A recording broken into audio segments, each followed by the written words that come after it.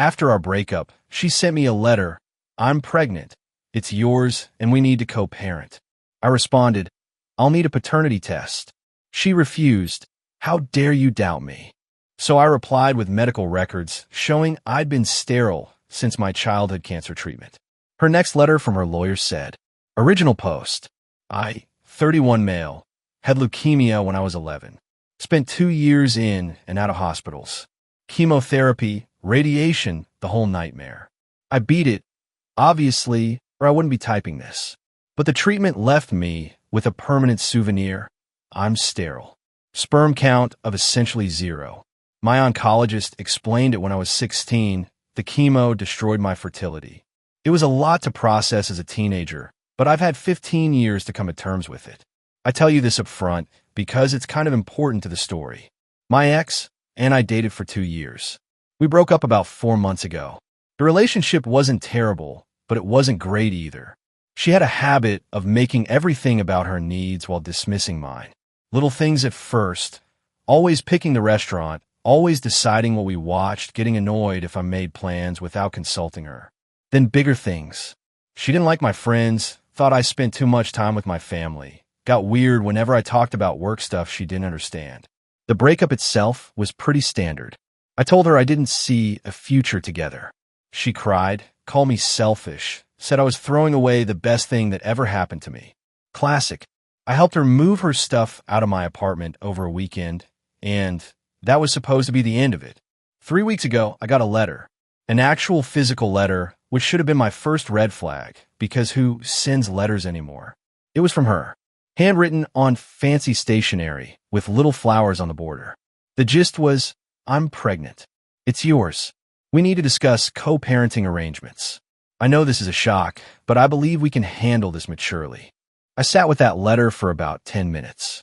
Not because I was processing the possibility of being a father. I knew that was impossible. But because I was trying to figure out what angle she was playing. See, here's the thing. She knew about my cancer. She knew about the treatment. But I'd never explicitly told her I was sterile. It's not exactly first-day conversation, and by the time we were serious enough for it to matter, I guess I just never got around to it. I figured we'd cross that bridge if we ever talked about kids seriously. We never did. So either she genuinely believed I could be the father, unlikely, given basic biology, or she was betting I didn't know about my own fertility status, stupid, or she knew I was sterile and was counting on me not having documentation, risky gamble. I decided to play it straight. Sent her a text. Got your letter. I'll need a paternity test before we discuss anything. Her response came in hot. Like within 3 minutes. Are you serious right now? A paternity test? After everything we've been through? I can't believe you would doubt me like this. I have never cheated on you. This is your baby, and you need to step up and be a man about it. I didn't engage with the emotional manipulation. Just replied, standard procedure. I'm happy to pay for it. Let me know when you're available. Then came the voicemail. Oh man, the voicemail. How dare you? How dare you treat me like some kind of tramp? I gave you 2 years of my life. I loved you. And now I'm carrying your child, and you want to treat me like a criminal? You know what? Maybe I made a mistake telling you. Maybe I should have just handled this on my own. But I thought you deserved to know. I thought you'd be happy. Clearly I was wrong about who you are. I saved that voicemail. Something told me I might need it later. A week went by. More texts from her demanding I accept responsibility. Her mother texted me. Yeah, she gave her mom my number at some point, telling me I needed to do the right thing and that running from this won't make it go away. I didn't respond to any of it. Just kept everything documented. Then came the kicker. Another letter, but this one wasn't on flowery stationery. It was from a law firm. A legit one. I looked them up. The letter stated that my ex was pursuing all available legal options to ensure adequate support for the child, and that I should prepare for paternity proceedings, and that my continued denial of responsibility demonstrates a pattern of avoidance that the court will not look favorably upon. They were actually trying to take me to court for a baby that couldn't possibly be mine. That's when I made my move. I called my oncologist's office and requested copies of all my medical records related to my cancer treatment and subsequent fertility testing. They sent everything within 3 days. Diagnosis, treatment protocols, follow-up testing, And most importantly, 3 separate sperm analyses from ages 16, 22, and 28, all showing azoospermia. Fancy medical term for you're not making swimmers, buddy. I drafted a letter, kept it professional, no emotion. To whom it may concern. In response to the claims made regarding paternity, please find attached my medical records documenting my sterility resulting from childhood cancer treatment. I have been diagnosed with azoospermia, confirmed by multiple tests over the past 15 years. I am biologically incapable of fathering children. I suggest your client identify the actual father of her child.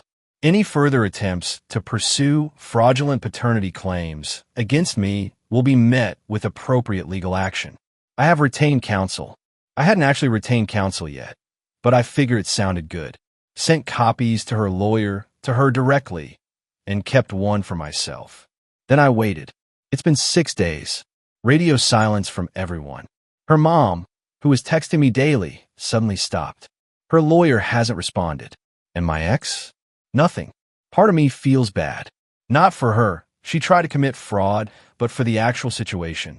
If she really is pregnant, there's a real father out there who doesn't know. Or maybe he does know, and that's exactly why she came to me instead. Either way, it's not my problem anymore. But something tells me this isn't over. The silence feels too sudden, like the calm before something ugly. We'll update if anything happens. Update 1, 9 days later. All right, so the silence ended. Spectacularly. First, let me address some questions from the comments. Yes, my medical records are legitimate and legally obtained. Yes, azoospermia from chemo is well documented, and my oncologist confirmed it multiple times over the years. And no, I don't feel guilty about exposing her lie. She tried to legally compel me to pay for a baby that wasn't mine. That's fraud. Now on to the chaos. For days after I sent my letter with the medical records, I got a new letter from her lawyer. Different tone this time. Our client disputes the validity of the medical records provided and requests independent verification of your claim condition. Furthermore, our client maintains that she had no other partners during the relevant conception window and stands by her original assertion. We advise you to submit to court-ordered testing to resolve this matter definitively. They were doubling down. Even with medical proof that I'm sterile, they wanted to pretend it wasn't real. I called an actual lawyer this time. Family law specialist. Explained the situation. He laughed, literally laughed out loud, when I told him about the dispute the validity line. They're buying time, he said. She either needs to find the real father or figure out an exit strategy that doesn't make her look terrible. My guess? They're hoping you'll settle just to make it go away. He drafted a response, much more legal sounding than mine. Our client's medical records have been provided in good faith and are fully verifiable through his treating physicians. If your client wishes to pursue paternity proceedings, we welcome the opportunity to present this evidence in court. However, we must inform you that filing a fraudulent paternity claim constitutes both perjury and an attempt to commit fraud. Should your client proceed, we will pursue all available remedies, including but not limited to recovery of legal fees and damages for harassment. Basically, bring it on, but you're going to lose and it's going to cost you. That letter went out on a Tuesday. By Thursday, things got messy. My ex's sister, who I'd always gotten along with pretty well, showed up at my apartment. I wasn't going to let her in, but she looked genuinely distraught. Not angry, just sad. Her, can we talk? Just for 5 minutes. I'm not here to yell at you. I let her in, kept the door slightly open because I'm not stupid. She sat down and immediately started crying. Her, I'm so sorry. I didn't know. She told all of us it was yours. She swore up and down. My parents have been telling everyone they're going to be grandparents. My mom bought baby clothes already. Me, I understand this is awkward, but you know I can't be the father. You saw my letter. Her, I know. I looked it up after you sent those records. Azoospermia. 0 sperm count. I get it, but she's still insisting. She says your records are fake or that maybe you had some kind of miracle. Me, there's no miracle. I've had 3 tests over 15 years. All the same result. Long pause. Her, she cheated on you. Obviously. I think I even know who with. There's this guy she works with. She was always weird about him. Mentioning him too much, then not mentioning him at all. You know what I mean? I knew exactly what she meant. I noticed the same thing, but convinced myself it was nothing. I confronted her about it this morning. She completely lost it. Started screaming about how everyone was against her and how you'd poisoned the family against her. Then she kicked me out of her apartment. Me? Why are you telling me this? Because, I don't know. I guess I feel like you deserve to know you're not crazy. And honestly, I'm furious at her. She's made a fool of our whole family. My parents are devastated. They thought they were getting a grandchild from a good relationship.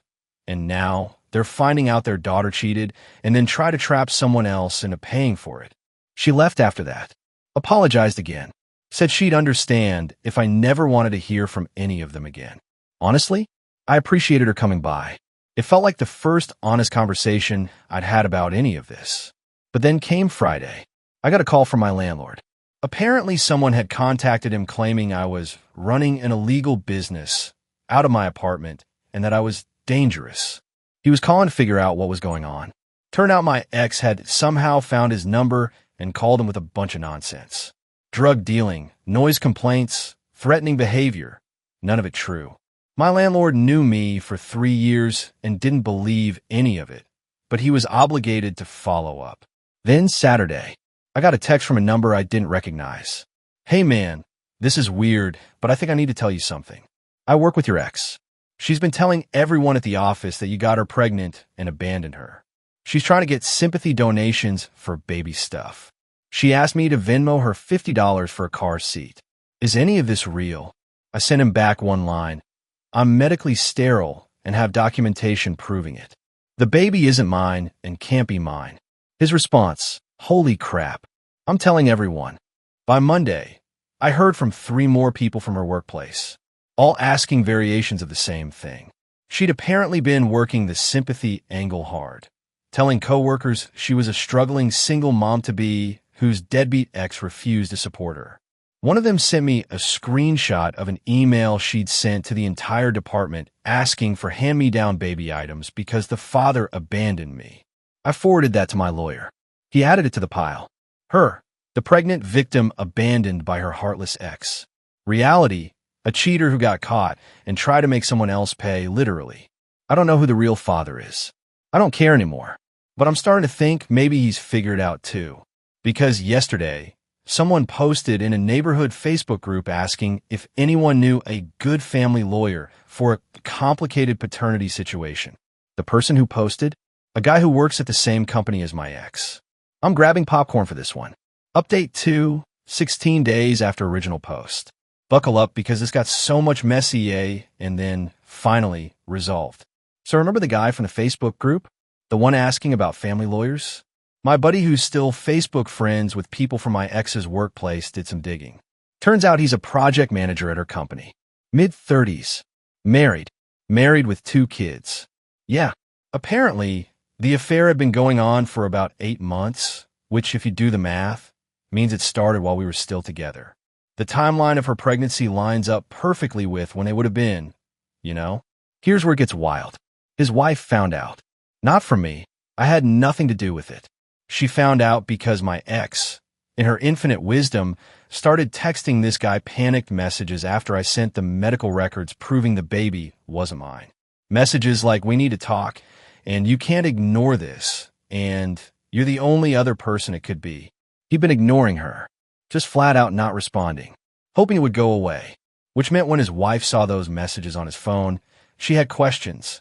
I heard all this secondhand from the sister who visited me. She called me 3 days ago, sounding exhausted. It's all falling apart.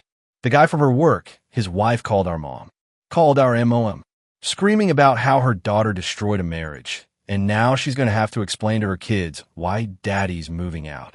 Me? Wait, he's actually leaving. His wife kicked him out. He's staying at some hotel. And here's the thing. He's furious at my sister.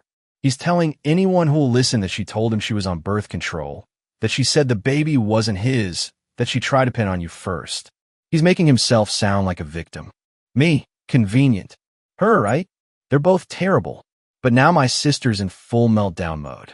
The guy won't return her calls. His wife is threatening to sue her for alienation of affection or whatever, and half her coworkers won't even look at her anymore since word got out about the fake paternity thing. Me? What about the lawyer stuff? Is she dropping the case against me? Her. That's actually why I'm calling. She's not. Me, she's what? Her. She's doubling down. She told our parents that even if the baby isn't yours, you owe her emotional damages for publicly humiliating her by sending those medical records. She wants to sue you for defamation. I literally had to put the phone down for a second. Me, she wants to sue me for defamation because I proved her paternity claim was a lie. Her, I know. Believe me, I told her she's insane. My parents told her she's insane. Her lawyer apparently told her it won't work, but she's fixated on it. She keeps saying you ruined her life and you need to pay for it. I thanked her for the heads up and called my lawyer immediately. His take, she can file whatever she wants. It'll get thrown out. Truth is an absolute defense against defamation, and you have documented medical evidence that everything you said was true. If she actually files, we countersue for malicious prosecution and frivolous litigation. She'll end up owing you money. So I waited. Again, 2 days ago, I got what I'd been waiting for. A letter from her lawyer's office. Different letterhead this time. Looks like she switched firms, probably because the first one realized they were representing a losing case. The letter stated, "Our client has elected to discontinue pursuit of paternity claims against you. However, she maintains that your disclosure of her personal medical information, her pregnancy, to third parties constitutes a violation of her privacy. She is willing to forego further legal action in exchange for 1. A formal written apology, 2. A payment of $15,000 for emotional distress, and 3. A non-disclosure agreement preventing you from discussing this matter publicly. $15,000 and an apology for defending myself against fraud." I wrote the response myself. My lawyer cleaned up the language, but the content was all me. Your client initiated this matter by falsely claiming I was the father of her child and pursuing legal action based on that false claim. All disclosures I made were in direct response to her accusations and were necessary for my legal defense. Your client's pregnancy was disclosed by your client herself in the original letter she sent to me and in subsequent communications to my employer, my landlord, and multiple third parties where she portrayed herself as an abandoned pregnant woman. I made no public disclosures beyond providing truthful medical evidence to refute her false claims. Your demand is rejected in its entirety. Any further correspondence of this nature will be treated as harassment. Should your client file any additional frivolous claims, I will pursue all available legal remedies, including recovery of fees and damages. This matter is closed. My lawyer added some extra legal language and sent it off. That was yesterday. This morning, I woke up to a text from her mother. The same woman who'd been demanding I do the right thing weeks ago. "I owe you an apology. I believe my daughter without question, and I said things I shouldn't have. I now know the truth. I hope you can move forward with your life. Please don't respond to this. I just needed to say it."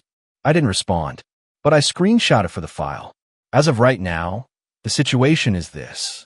My ex is pregnant with her coworker's baby. The coworker is in the middle of a divorce. His wife is apparently going after everything she can get. My ex has been moved to a different department at work, not fired, but definitely sidelined. Her family knows the truth, her coworkers know the truth, and the guy she was actually sleeping with wants nothing to do with her or the baby. The legal threats against me have evaporated. My lawyer says there's virtually zero chance she tries anything else. It would only make things worse for her. And me? I changed my number, blocked everyone associated with her on everything, filed all the documentation away in case I ever need it again. Final update, 21 days after original post. This is my last update because, thankfully, there's not much left to tell. The final piece fell into place 3 days ago. I got a call from my lawyer saying he'd received one more communication from my ex's legal team. Not a threat this time, just a brief statement. Our client acknowledges that paternity claims against your client were made in error. No further action will be pursued. Our client requests that your client refrain from any public discussion of this matter. Made in error. That's how they phrased it. Like she accidentally accused me of being the father of a baby I biologically cannot create. Like it was a clerical mistake and not a calculated attempt at fraud. My lawyer asked if I wanted to push for anything, an actual admission of wrongdoing, compensation for my legal fees, something. I thought about it. But honestly, I'm tired. I just want this done. I told them to send back a simple acknowledgement that we received their letter and consider the matter closed. No agreement to stay silent. I'm not signing anything that restricts what I can say about my own experience. But no active pursuit of anything either.